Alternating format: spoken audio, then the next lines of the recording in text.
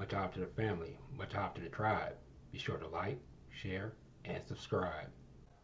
Hala Hawa, Hala Hawa, Drop Nation, what it do? Thank you for surfing the wave with me because I'm surfing the wave with you. Tawada for tuning in. I'm trying to keep things short, simple, and to the point. So let me know if y'all like how I'm, rocking with the drop in this new day and age, in this new wave. Slowly but surely, like building a wall, we'll be doing multi-platform. We'll be going multi-platform with things with Templar Up, so be on the lookout for that as well. I want to give some special Ahab to those that have come through and shown their support. Some old, some new, some out front, some behind the scenes. There's plenty of ways to surf, so if there's anything in particular you want to tackle, just let me know. With me, that will always be, and that will never change. With that being said, though, for those that are new to the classroom, some quick ground rules, right? Number one, respect the temple, protect the dojo. Rule number two, feel free to agree or disagree, just be coherent. And rule number three, if there's a particular wave you want me to surf, just let me know. All right? Now, if you haven't noticed, each drop tends to build upon the one prior to kind of create a through line, one stream of thought, as it were. That way you can slide through, fall back, or whatever. Just get the babies out with the bathwater. You feel me? Now, previously, the drop was simple yet pretty heavy hearted. This time around, will be pretty much just the opposite, right? We're going to do a lighter weight with things, but we're going to put in more reps, if that makes sense. For a quick example, you'll see that I'll use the Picto Paleo Hebrew, which is kind of a Rosetta Stone for the lingo. You'll also see that we'll hit up the North Webster Dictionary 828 because it's the first American English dictionary. And then you'll also see us hit up the etymology, right? The source of the word sound, just to, kind of give you a little tidbit. And today we're going to be introducing a lot of more of the Picto Paleo. Now, we're talking about origin sources, as it were. Today, I hope you see how vital that actually is. If you haven't noticed, just as every word has a meaning, so does every sound, and so does every symbol. Even these things in combination may generate or create a separate meaning altogether. In this part of surfing the wave, the Picto Paleo shall be of the utmost importance. So for now, let's just examine our words of the day. And our words of the day today is going to be the crest and the trough. You may or may not know more than what you really think you know, just depending on how you vibrate. Real quick, what I like to do here is again quickly examine a crest, a trough, and parts of the wave, right? The top of the wave is called the crest. The bottom of the wave is called the trough. The area or distance above or below the 0 point, right, is called the amplitude. And the length or distance from crest to crest or trough to trough is what they call the wavelength. Okay? Wavelength is frequency. Okay? That's all it is. And we only talk about frequency, energy, and vibration. So when we're talking about frequency, we're really asking or saying how often. Now, when it comes to the Picto Paleo, right, it comes down to the Tet, which symbol is the basket. It comes down to the Qaf, which symbol is the open palm. It comes down to the Mem, which symbol is water, and then it comes down to the Ga, which symbol is the rope. Are you with me thus far? I don't want to. I hope I'm not going too fast. That's not my intent, and I don't want to lose you as we continue to surf this wave. Now, what we're going to do here, first and foremost, is we're going to strictly focus on the crest to start things off.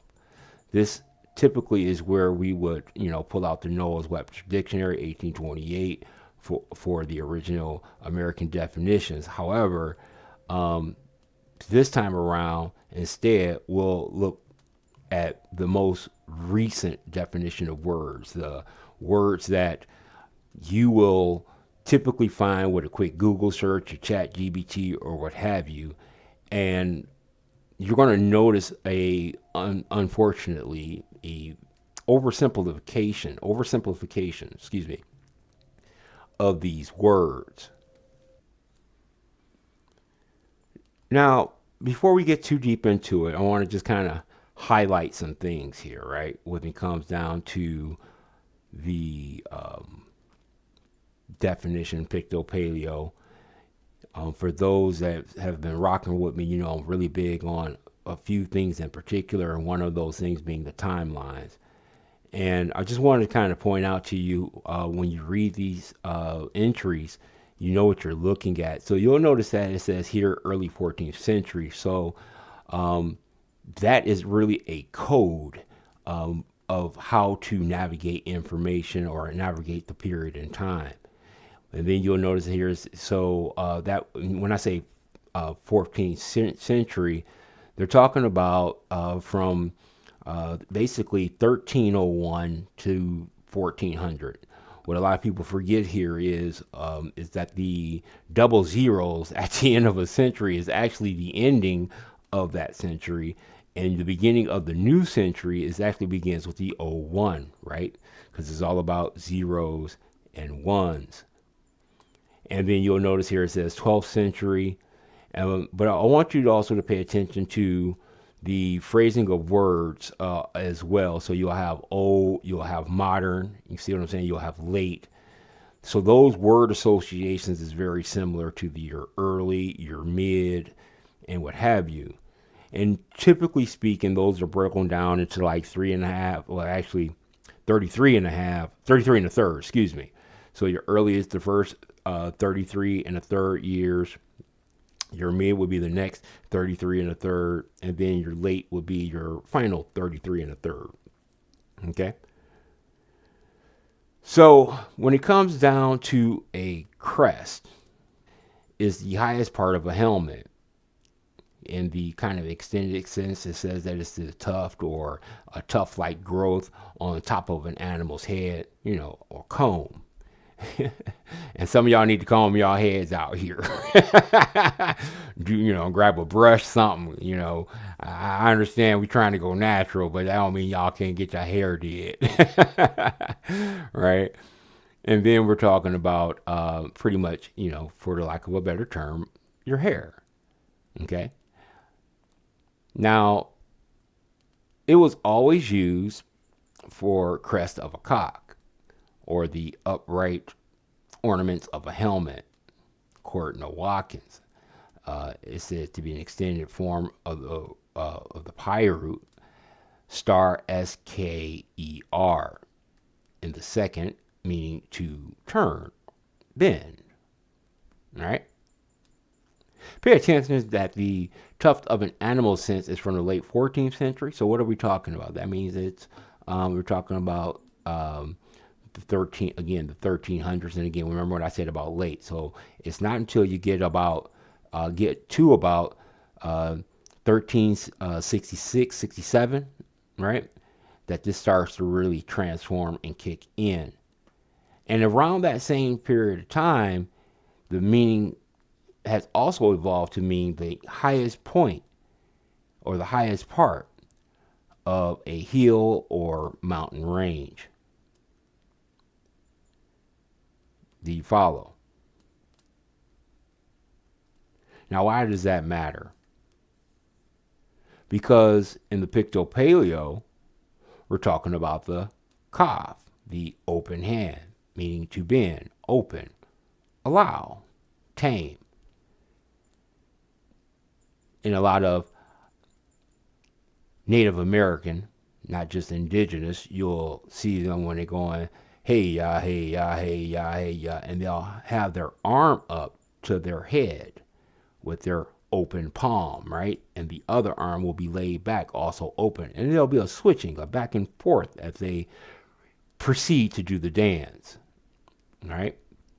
When we're talking about the modern definition of the word, the modern, the term crest means a comb or tuft of feathers, fur, or skin on the head of a bird or other animal. A large game bird with a conspicuous erect red crest. Shout out to the tribe, La Hua. Shout out to the for the search of indigenous truth. It's not just important to know what you are. It's important to know whose you are, right? Right. But if you notice, the second definition we have here, it says it's the top of a mountain or hill, right? The top of a mountain or hill. Now, for me, wouldn't it make more sense, or shouldn't it mean zenith? But also pay attention. There's no mention of a wave. Now, this is where things get deep, like still waters, and a lot more simple. But pay attention. So check this out, because you can't make this stuff up, right? What's a trough? A trough is a flat, shallow wooden vessel, a tray, a hollow vessel, a canoe. Shout out to Dragon Canoe. Pretty straightforward, pretty simple. And it has its root word in coming from the pi of star DERU, to be firm, solid, and steadfast. With a specialized sense, right? Specialized to mean wood, tree. And all of the other derivatives of this word, usually have some semblance or meaning to the wood, right? Now, if you are old school and you've been Templaring up with me for quite some time, you know that when we talked about the tree before, that the tree leads to the nose. Now, when it comes to the Picto-Paleo, okay, the Picto-Paleo leads you to the tet, meaning basket. That's the symbol. It means the surround, contain, mud. Now, let's slide over real quick, because, just to kind of keep a through line, like I say, and look at the modern definition of a trough. It says that a trough is a long, narrow, open container for animals to eat or drink out of.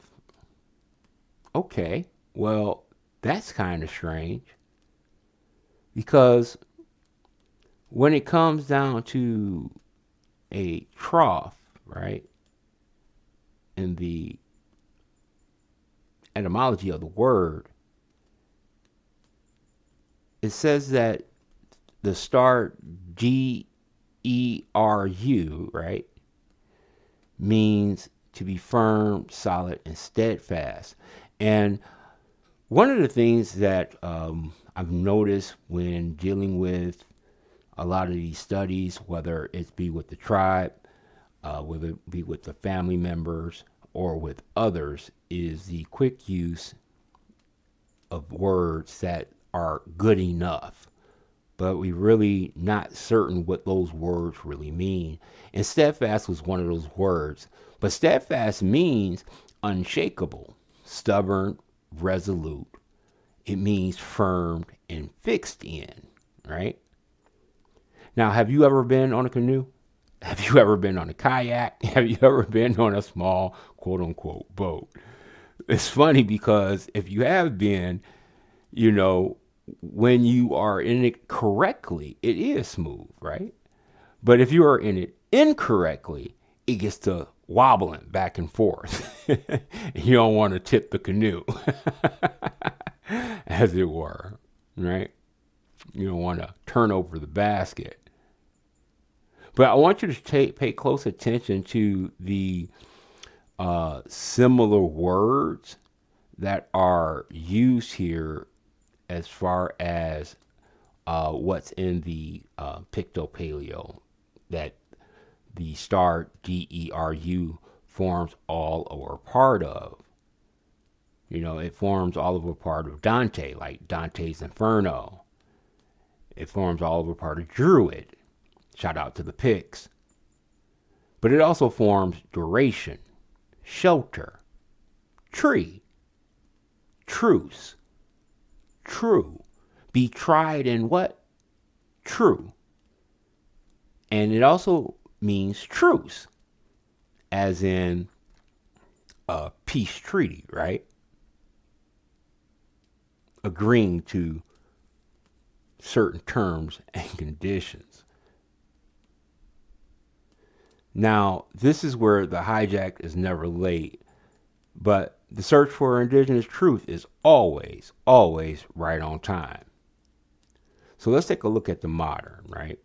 The modern is a long, narrow container for animals to eat or drink out of. So again, we got this animal talk, but we're only talking dragons, right? We're only talking dragon canoe. And speaking of dragons, this is where keeping a dragonfly perspective is extremely valuable. I mean, just between the crest and the trough, do you see clearly what has been added and what's been omitted? And I bring that up because Brother Yosef made a drop and he explained when you're writing on the scroll to write the Torah, there is something that's called the positive spacing of words, but then there's also the negative space. And when he had mentioned that, it's funny because that reminded me of the Ga. The Ga has no symbols. It just is for the dismount. All right, let's put our focus on just the modern wording, right? I mean, the further we go along, especially looking at the Picto-Paleo, you can begin to see the divergence as we go along. With Picto-Paleo Hebrew being one of the original words, the original source words, the original writings along that. So again, it's a part of the Rosetta Stone. And I'm not just talking, when I say Picto-Paleo Hebrew, I'm not just talking about Yiddish. I'm talking about literally block Hebrew, Picto-Paleo Hebrew. You know, it's that block Hebrew that is, you know, part of the Rosetta Stone. And also on there, you have your hieroglyphics, you know. Now, what's equally off, right, when it comes down to this grouping of words here, is that the separation of the Picto-Paleo's symbolic meaning and what's missing or not included in the modern meaning. This is what I mean by oversimplification being problematic. You know, for example, similar words. Because there are better words that are more accurate. When we're talking about a family's crest, which is not mentioned at all, we're really talking about heraldry. Heraldry, the system by which coats of arms and other armorial bearings are devised, described, and regulate it. And yeah, our heraldry has been regulated. So if you, at least this is my opinion, my advice, when you are searching for your quote unquote family's name, find its heraldry, because that heraldry means a lot. It's just not a symbol of on a flag, or a flag put on a boat or a canoe. It means something. So technically speaking, we kind of stumbled on a mystery, right? We kind of stumbled upon this mystery. So what's a wave? Right? A wave in action, right, is to move back and forth or go up and down, to undulate, fluctuate, wavering, being restless, right? The Proto-Germanic group gives you the wob, right, to hover about. And the Middle High German gives you the wobben, to wave, undulate. This possibly is also from the pi root of star, emphasize H, U, E. There's the Hawa, right? And the BH, to move to and fro, to weave, as it were. Of a flag or a banner, etc., is to shake and stream in the air. That goes back to, again, that late 14th century. You get about 100 years later, give or take, about 1530, it means to have an undulating form or direction, with a transitive sense of move something to and fro, to brandish. You brandish a weapon, right? Meaning make a sign by a wave of the hand. Give a signaling motion with the hand to and fro. And that's from 1510s. And originally that was nautical because, but what are we talking about? So when you wave hello, right, you're just waving your hand. Wave, the noun, excuse me, is a moving billow of water, and alteration influenced by the verb, obviously, right? But in Middle English, it's the wa, right? Now we're back to our Picto-Paleo. And isn't it funny how the Middle English, quote unquote, is pulled from the Picto-Paleo? Isn't that interesting? So when you say the wave, you're talking about the wa. In Old English, it's the wagian, right? Very close to your wagon, as it were, to move back and forth. Now, this all comes to what? We're talking about a tempest, a storm, which has its roots probably from star, W-E-G-H, meaning to move, to go. The meaning motion to and fro with the hand or a held object, that's first taken down in the 1680s. And I really want you guys to pay attention to these dates, that the dates matter. And not be so that you can put it on a linear timeline, because we already know, shout out to the works of Anatoly Fomenko, that they play with your timeline. If you study these treaties, shout out to Brother Hiram Mark. I hope you're doing well out there. I hope you and your family and the boys are blessed. that the time frame of the quote unquote 1800s from one group of people is the same time frame of the 1200s for another group of people, upon which they made a treaty. But we're only talking swan nights. We're only talking about the Hebrew word of the day, babar, right? Right.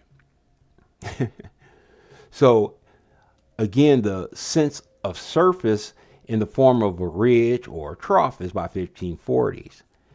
You know, the meaning undulating line is by 1660s. So figuratively, in reference to what? A flood, a rush, or an influx of anything. And that's as soon as the 1580s. A forward movement among people in masses. When the Hebrews left Egypt, they were a wave of people that came upon the Red Sea, or the Sea of Reeds. I've explained more than one time and more than one occasion that the Sea of Reeds is a group of people. So we're talking about the crashing of waves, right? Of one group of people upon another. When Moses put his staff, his chief of staff, aka Joshua, amongst the Sea of Reeds, Joshua, or the staff, separated the waters. And then they were able to traverse on dry land, meaning there was no spilling of blood. However, when Pharaoh came upon the Sea of Reeds, he was utterly destroyed. Right? Right. Now, when it comes down to in reference to public feeling, opinion, you know what I'm saying? We call that a trend today, when you go viral. The specific use in physics is from 1832. All right. In reference to what? Sound. A wavefront continuous line, including all particles in the same phase. That's 1867. In the meteorology, right? Now we're talking a meteor. Now we're talking a comet. Now we're talking about a prester. Now we're talking about dragons. It's in reference to an advancing movement of atmosphere, like a heat wave. And that didn't pop off until when? 1843. But when you're talking about of earthquakes, that's 1760. So when you're talking about earthquakes, there's a wave of the earth. The figurative phrase make wave means to cause trouble, right? And that didn't pop off until 1959. We're only talking the platonic solids. We're only talking platonic solids. Specific to the physics, right? In reference to sound, the continuous, the advanced movement of atmosphere, earthquakes, and cause trouble. It's only a matter of time until we circle back to your breath of security. Because now we're talking about the wah, right? The tent peg, the ad, secure, the hook, the tet, the kaf, the mem, and the ga all comes together and take you back to the wah. When we're talking about the wave, your breath of security, we say that is the name of God. Much Ahab to the family. Much Ahab to the tribe. I love you. Peace.